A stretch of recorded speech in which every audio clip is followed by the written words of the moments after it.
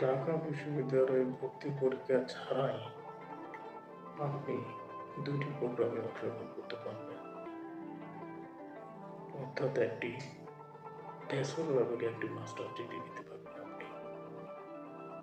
এই ২ টি ব্যাচেলর এবং master degree নিয়ে আজকে বিস্তারিত বলব। সেটা হচ্ছে আপনার বিএড এবং এমএড এর কথা বলছি। বিএড এবং এমএড অর্থাৎ bachelor of education, masters of education, এই ২ টি প্রোগ্রামের জন্য আপনার কোনো ভর্তি পরীক্ষা দিতে হবে না। আপনি ভর্তি পরীক্ষার ঝামেলা ছাড়াই আপনি ২ টি প্রোগ্রামে ভর্তি হতে পারবেন। কিভাবে ভর্তি হবে?